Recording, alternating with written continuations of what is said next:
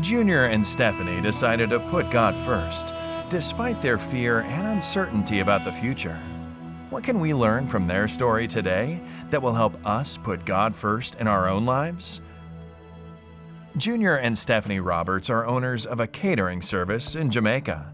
They committed their lives to God and were baptized together a month after their wedding. Now, this young couple, committed to Christ, was faced with some serious professional decisions. By deciding to put God first in their lives, they've also decided to put God first in their business, which would mean taking out the wine and the seafood from their menu, which were favorites from their clients. And beyond that, they would also need to stop their activities on the Sabbath day. What if clients complained and went to their competitors instead? Did they have the courage to put God first, regardless of the consequences? Despite the fear and uncertainty about the future, they put God first in their business. At first, their business struggled.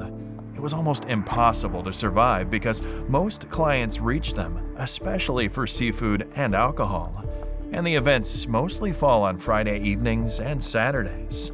This dramatic change took a cut in their income. Would they persevere in putting God first, even at the risk of financial loss?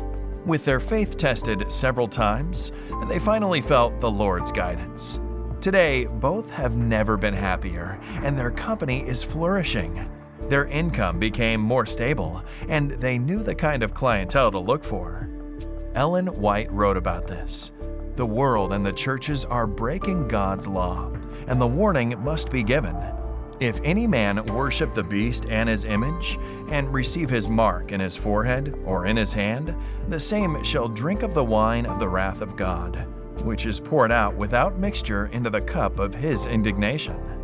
With such a curse hanging over the transgressors of God's holy Sabbath, should we not show greater earnestness, greater zeal? Why are we so indifferent, so selfish, so engrossed in temporal interests? Is our interest separated from Jesus? Has the truth become too pointed, too close in its application to our souls? And like the disciples of Christ who were offended, have we turned away to the beggarly elements of the world? We spend money for selfish purposes and gratify our own desires, while souls are dying without a knowledge of Jesus and the truth. How long shall this continue? All should have a living faith, a faith which works by love and purifies the soul.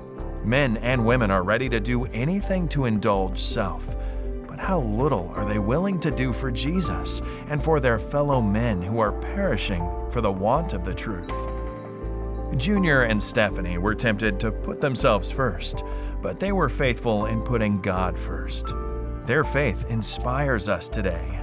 Jesus gave up everything to redeem us, and His love compels us to put His kingdom first in our own lives. As we return our tithe and promise, we are challenged to put God first.